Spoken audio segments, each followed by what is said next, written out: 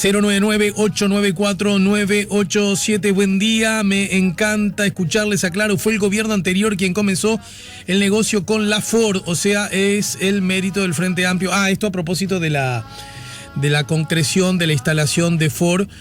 Bueno, si en general uno puede suponer que este caso de iniciativas no es el resultado de pocos meses, ¿no? Bueno, es un buen asunto que le podemos preguntar a nuestro invitado. Así que sin más, ya recibimos al doctor en Relaciones Internacionales, decano, además de la Facultad de Ciencias Empresariales de la Universidad Católica del Uruguay, Ignacio Bartesagui.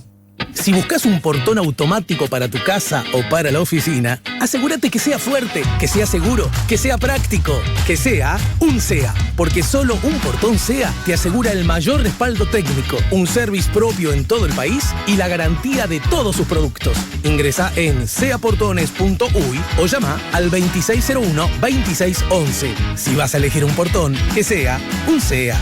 Hola Ignacio, ¿cómo andás? Buen día. Buen día, Alejandro, ¿cómo estás? Bien, súper bien. Ya vamos a hablar de una presentación a propósito de un libro que te tiene a vos como autor, ¿no es cierto?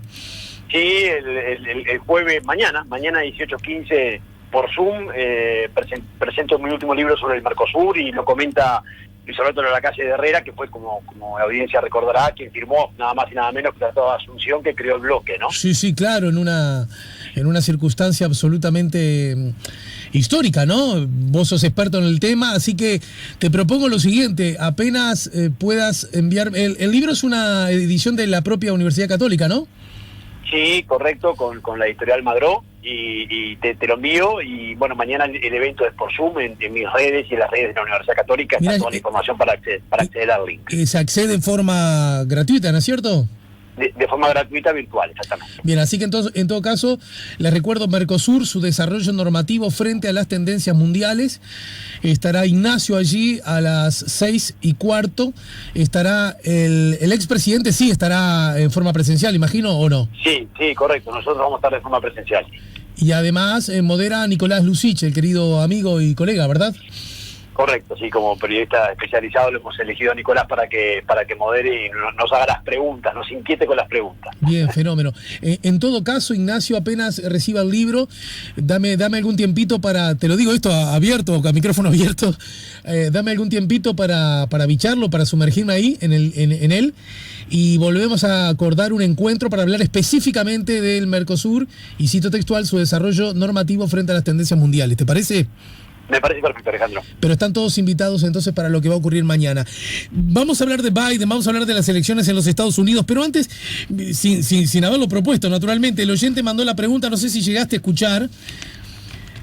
Sí. Que tiene que ver con la muy buena noticia. Estapa hoy en El País, estapa digital también hoy en El Observador, a propósito de que Ford vuelve a armar autos en Uruguay. Es una inversión de $50 millones, da trabajo a 200 personas, según se ha anunciado, y es un hecho que vuelve a ocurrir después de mucho tiempo. Me parece que desde cualquier casi mirada se puede decir que esta es una buena noticia, y sin embargo el oyente señalaba que en todo caso el mérito de la perspectiva estrictamente política le pertenece al anterior gobierno, al gobierno del Frente Amplio, más allá de esas lógicas que siempre están presentes y además son genuinas y está bien que ocurran. Una mirada más técnica como la tuya, ¿qué podría decirnos al respecto? Sí, porque cuando uno habla de inversiones, en realidad no tendría que ser mérito de un gobierno o de otro, sino del país, porque las inversiones y el ser atractivo para captar inversiones, Alejandro, es una política de largo plazo que Uruguay ha sostenido en los gobiernos de todos los colores, y que es esto que arranca también es como decir, las inversiones de Bosnia no tienen relación con la historia del país. Sí, tienen. Perfecto. Porque uno no puede pensar en las instalaciones de las plantas de celulosa si no piensa en la ley forestal, ¿verdad? Naturalmente. Y eso es algo de muchísimos años que ha atravesado todos los gobiernos. Entonces yo creo que esta es una muy buena noticia, independientemente del sesgo político que se le quiera dar. Es una buena noticia para el país, es aprovechar una capacidad instalada que Uruguay tiene en esta empresa nacional, que ya ha captado también inversiones de Corea en su momento, y ahora estas de Ford. Así que a todas luces, toda inversión que Uruguay pueda captar en una industria como la automotriz, ni hablar que es muy buena noticia. Bien, pero entonces sí podríamos asegurar que esto que se concretaría ahora se inició por obvias razones, gobiernos anteriores. Sí, seguramente, es probable, ¿sí? Desconozco porque no estaba al tanto de que estas gestiones se estaban llevando adelante, Alejandro, pero sí, probablemente esto es una negociación que lleva muchísimo tiempo, claro, ¿no? claro. Seguramente me atrevo a decir que vos a lo mejor pensás igual que yo, pero no sé, mirá que si me tenés que mandar a Lobo, Ignacio, mandame. Pero a mí, ¿te acuerdas aquella inauguración del aeropuerto que se hizo bajo el mandato del presidente Vázquez y que entendió que tenían que estar también otros mandatarios y referentes políticos? Claro.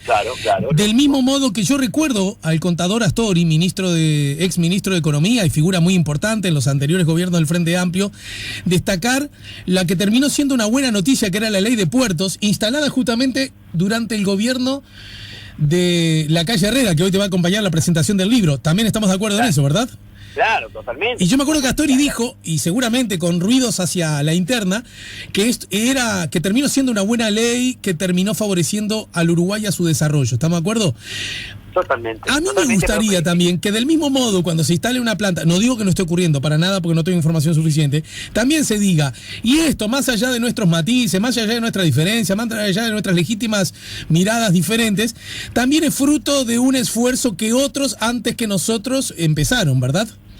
Pero eso es como debería ser, porque esa es la política, son políticas de Estado. Y Uruguay, en cuanto a las inversiones, ha tenido siempre una política de Estado. Quiere decir que, por más que hay diferencias y particularidades en los diferentes gobiernos, bueno, se ha sostenido un país que tiene que tener una ley atractiva de inversiones, se han sostenido estas leyes importantes que vos mencionabas, como la ley de puertos, la ley forestal, la ley de zonas francas y de puertos libres, todo esto, por supuesto que nos transforma en un país que, como somos muy pequeños, no tenemos mercado, necesitamos lógicamente tener una política de captación de inversiones muy agresiva. Y eso tiene que ser un capital de todos los gobiernos, porque no tiene que ser un capital del Estado, de Uruguay, que tiene que, y mucho más en este momento ahora, que podemos de cierta forma diferenciarnos respecto a la región y al mundo en el manejo de la pandemia. Es también un manejo institucional, es un muy buen manejo de gobierno de la calle Pou, pero también es un manejo de Uruguay, de sus instituciones, de su sistema de salud, y eso politizando a mí me parece un error. Estamos de acuerdo. Vayamos a los Estados Unidos, ganó Biden, casi una pregunta personal que te digo, casi no científica. ¿Te sorprendió la victoria de Biden? ¿Era el escenario más probable? ¿Cómo lo definís desde esa mirada?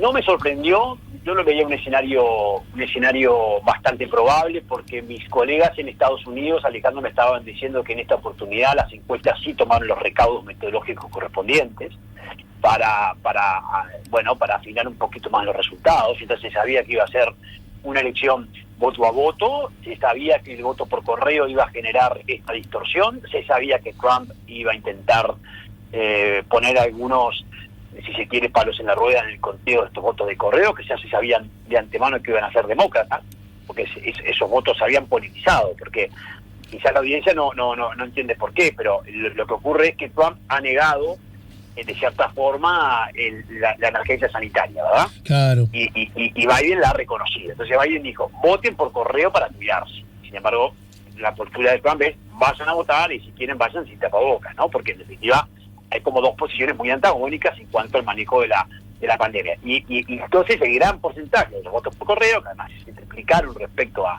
elecciones anteriores, se sabía que tenían un sesgo demócrata. Y eso es lo que ya visualizaba que iba a ser una elección muy complicada. A mí no me sorprende lo que haya ganado Biden. Me sorprende, de cierta forma, lo bien que votó Trump. Porque eso es otro. Yo creo que Biden tiene sus debilidades como candidato. Sí, claro. No hay duda. Los analistas en Estados Unidos lo han indicado. Pero claro, Trump votó muy bien haciendo las cosas relativamente mal. Lo que quiere decir que Trump todavía le está hablando a un electorado que lo escucha. Claro. De todas maneras, está muy bien lo que decís, lo entiendo perfectamente, pero como casi todo, también puede tener la otra mirada, ¿no? Recordemos que en los Estados Unidos el presidente que va por la reelección, en general, con muy poquitas excepciones, logra ser reelecto, ¿verdad? Sí.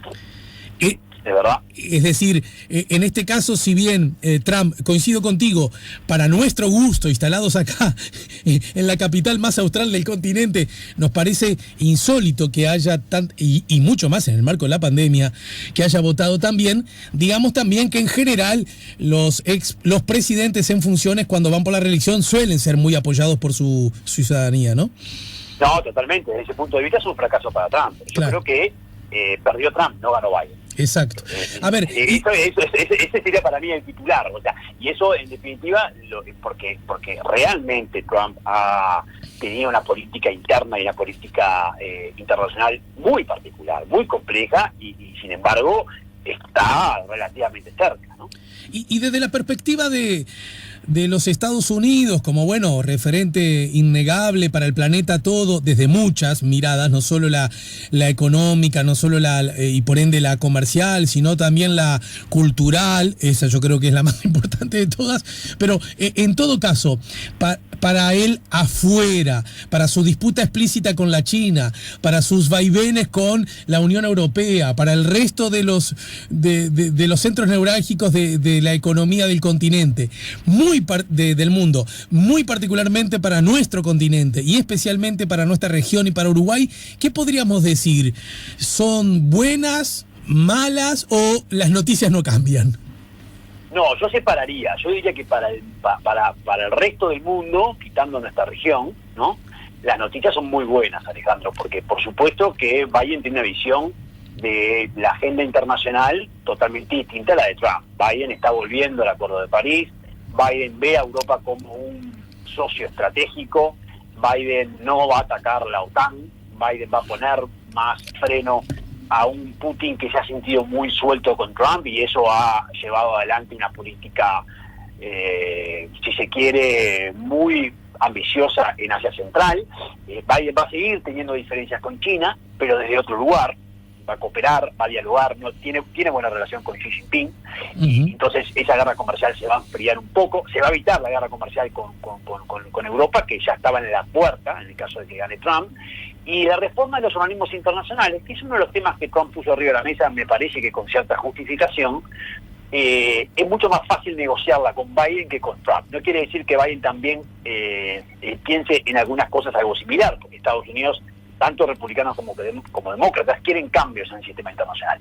Pero una cosa es el diálogo y la cooperación, y otra cosa es el negociar a partir del poder, que era la modalidad de Trump. Entonces, yo diría que para el resto del mundo, sin lugar a dudas, especialmente para Europa, para China, para Japón, para Corea, es una buena noticia que haya ganado Biden. Ahora vamos a la región, pero antes, y en dirección de lo que vos señalabas, Ignacio, cito como fuente El País de España, dijo en las últimas horas Biden: quiero decir a los líderes del mundo que Estados Unidos vuelve al juego. Esta idea de que con Trump Estados Unidos se salió del juego, ¿no? Sí, se salió del sistema internacional, lo bloqueó, porque se quería ir de la OMS, lo que obviamente va a frenar Biden. Se fue del Acuerdo de París, lo que Biden piensa regresar. Recordemos, el Acuerdo de París tiene que ver con el medio ambiente. El medio ambiente y bueno, y la emergencia climática, ¿no? Exacto, los compromisos en cuanto a la emisión de gases de parte de las principales potencias, ¿no?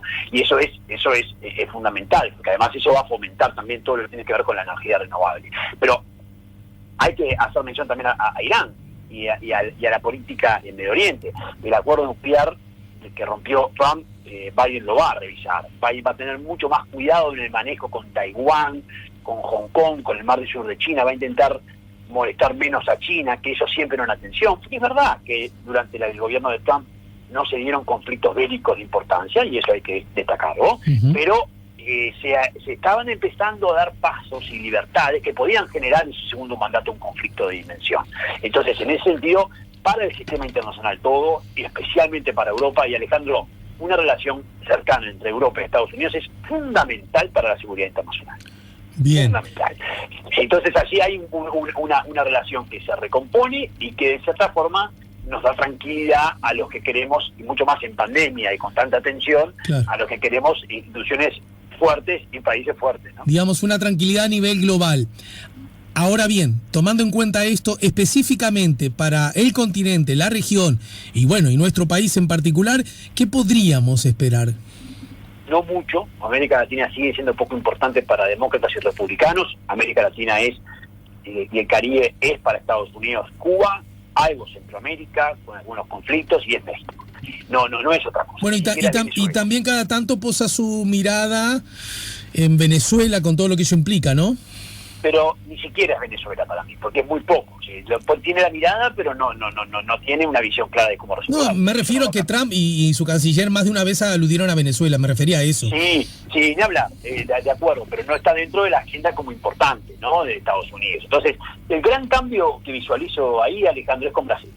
Sin lugar a dudas, Brasil está quedando incómodo y la relación de Estados Unidos con Brasil va a cambiar. Porque Bolsonaro había apostado mucho a Trump, se sentía realmente muy cómodo con la visión de Trump, la compartía en su visión de la pandemia, comparte su visión climática, comparte su visión de organismos internacionales, comparte su visión sobre los grandes conflictos a nivel internacional, y apostó a todo con Estados Unidos. Se podría decir que incluso comparte porque Trump todavía es presidente, compartía hasta el estilo, ¿no?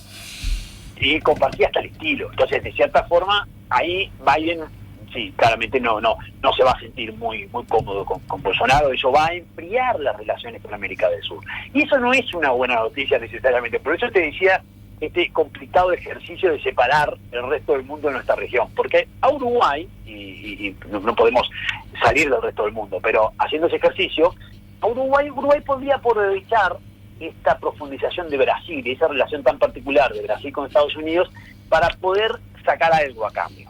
Imaginemos el escenario de una profundización comercial. El escenario de formar un TLC entre Brasil y Estados Unidos, bueno, con Trump estaba. ¿Era difícil? Sí, muy difícil, pero estaba. El escenario de que... Y eso Uruguay, ¿qué le podía generar? Le podía generar la oportunidad de decir, bueno, si vos vas, yo voy, ¿no? Sí, claro. Y podía aprovechar ese impulso de Bolsonaro. Ahora, con Biden esa posibilidad no está. Entonces ya tenemos otras posibilidades con Estados Unidos, naturalmente, pero el desafío de Uruguay es recomponer con los demócratas rápidamente y marcarse una estrategia propia, separada de Brasil. Déjame retroceder un casillero, porque es muy claro lo que dijiste acerca de cómo estaban llevándose las relaciones entre Trump, Bolsonaro, entre Estados Unidos y Brasil, y ya señalaste algunos puntos de muy explícita coincidencia, hasta en los estilos, lo objetivo y hasta lo subjetivo. Y sin sugerir que en el caso de Uruguay se haya llegado a esos niveles, ni mucho menos, da la sensación, corrígeme por favor si me estoy equivocando y si hago una lectura equivocada, Ignacio, en el caso de Uruguay, por ejemplo, de haber votado favorablemente a Claver Carone como presidente del BID en un acontecimiento que no tenía antecedente histórico, aún diferenciándose de otros gobiernos de diverso sesgo ideológico dentro del continente, ¿no fue como un acercamiento un poco exagerado, demasiado explícito, teniendo en cuenta que estábamos a semanas de las elecciones en ese país? Es una señal, ese es un análisis que puede llegar a ser válido, Alejandro. Yo el único matiz que te pondría a eso es que... Igual lo planteo a modo de pregunta de verdad, como hipótesis. Sí, o cómo respondería esa pregunta, sí, que Uruguay, que el gobierno de la calle Pou tuvo una buena relación con Trump, no cabe duda. Y que coincidió no solo apoyando a la presidencia del BID, no cabe duda, que además coincidió en la reelección de Almagro y en la agenda hemisférica, porque tienen posiciones comunes en cuanto a Cuba, en cuanto a Nicaragua y en cuanto a Venezuela. Entonces, allí hay una comodidad, y como la calle Pou es un presidente muy pragmático, joven, puede relacionarse con diferentes estilos de líderes a nivel internacional, y eso es un plus. Ahora, y a eso agregar una señal que sí me parece un poco más fuerte, que es la visita del canciller de la República a Pompeo, ¿no? Sí. Unas semanas antes de las elecciones. Eso sí podría ser, sí, una señal más específica. Con respecto a lo del BID, si bien comparte lo que decís, que es obviamente un apoyo y que generó inquietud en los demócratas y que además rompió con esa tradición histórica de que siempre es un presidente latinoamericano, bueno, yo ahí pongo el matiz de que ahí Uruguay no es el que jugó esa carta. Ahí fue Brasil el que jugó esa carta. Por eso te decía de vuelta la importancia de analizar esto desde la lógica de la relación Bolsonaro, Trump. ¿Por qué? Porque Brasil había presentado un candidato, no sé si vos te acordás. Brasil había presentado un candidato para la presidencia del BID. Y ese candidato es el que iba a apoyar Uruguay. Lo que ocurre es que Brasil cambia, deja su candidato y apoya al candidato de Trump. Uh-huh. Eso fue lo que... Y que Uruguay quedó con un candidato de Argentina que realmente no entraba en los intereses de otras potencias de la región, como Colombia, etcétera. Entonces yo te diría que... Está bien, pero acá corregime otra vez, Ignacio, si le estoy errando a Luis Cochazo. Si bien lo que relatás es absolutamente cierto, también es cierto que existió una posibilidad, casi como hija, podría decir alguien del sentido común, de decir, mirá, muchachos, esta es una tradición que se está rompiendo al posiblemente designar un candidato de los Estados Unidos.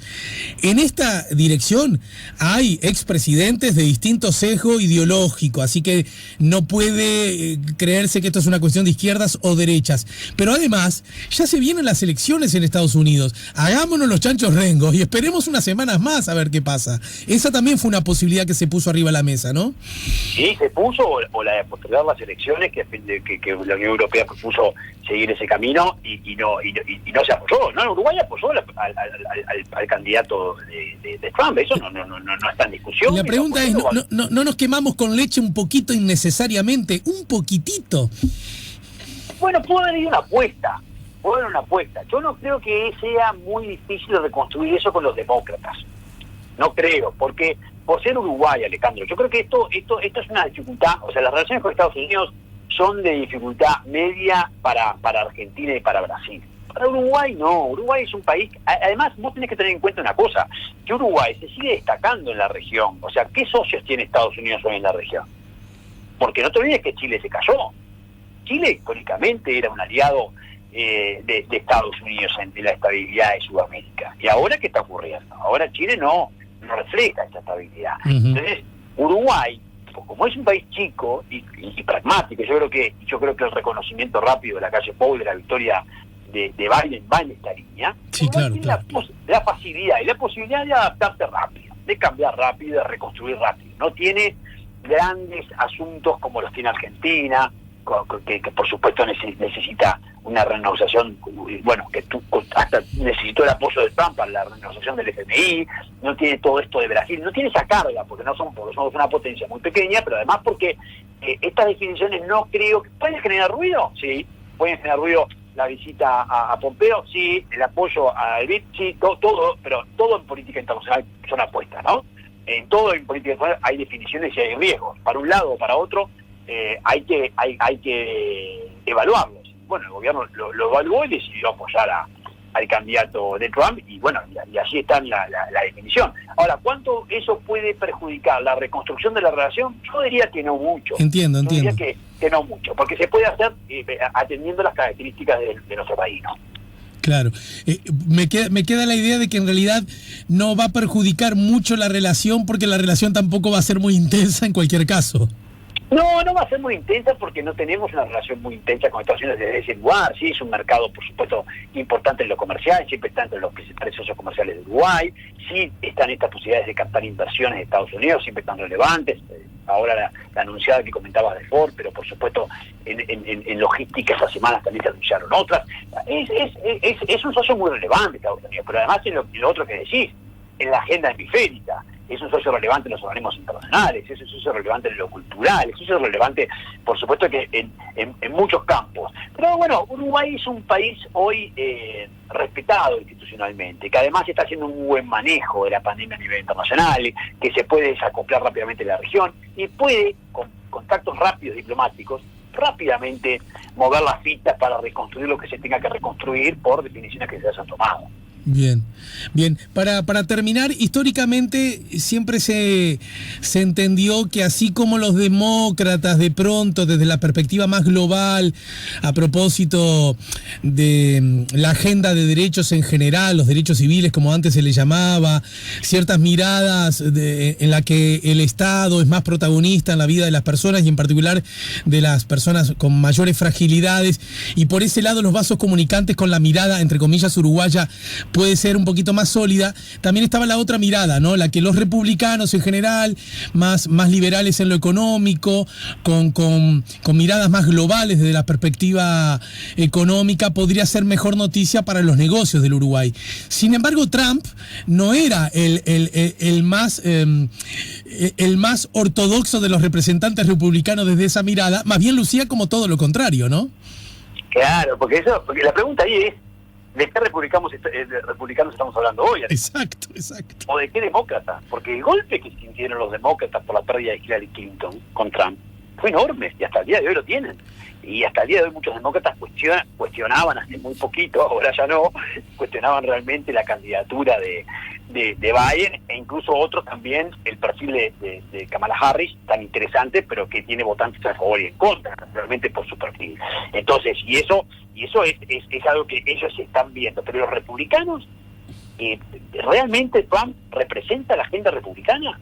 No, se rompió con todo eso, porque claro, esto que vos decías en términos históricos, analizando los demócratas, los republicanos, es cierto esto que estás diciendo. Por eso Trump dice que los demócratas son socialistas y comunistas, y por eso logró el voto de muchos latinos de Cuba y de Nicaragua y de Venezuela, porque tenían el temor de que Kamala Harris y de que Biden sean realmente socialistas y comunistas, cosas que, si uno analiza esto en términos históricos, sabe que no es así, pero fue el discurso de Trump. Y ahora, los republicanos que eran liberales y que cerraron tratados de libre comercio, y que querían una apertura del mundo y querían participación, y con Trump eso ocurrió todo lo contrario, vamos hacia nacionalismo, hacia proteccionismo. Claro. Entonces hoy yo creo que tenemos que revisar, en términos históricos, qué es el Partido Republicano hoy y qué es el Partido Demócrata hoy. Ha cambiado mucho. Te mando un abrazo, el de siempre, te agradezco también como siempre y te deseo mucho éxito en la presentación del libro, ¿de acuerdo? Muchas gracias, Alejandro, un abrazo para todos. Después con el libro en mano tendremos una nueva excusa para seguir poniendo la mañana en camino. Nos ayudó el doctor en Relaciones Internacionales, decano además de la Facultad de Ciencias Empresariales de la Universidad Católica, Ignacio Bartesagui. Si buscas un portón automático para tu casa o para la oficina, asegúrate que sea fuerte, que sea seguro, que sea práctico, que sea un SEA. Porque solo un portón SEA te asegura el mayor respaldo técnico, un service propio en todo el país y la garantía de todos sus productos. Ingresa en seaportones.uy o llama al 2601-2611. Si vas a elegir un portón, que sea un SEA.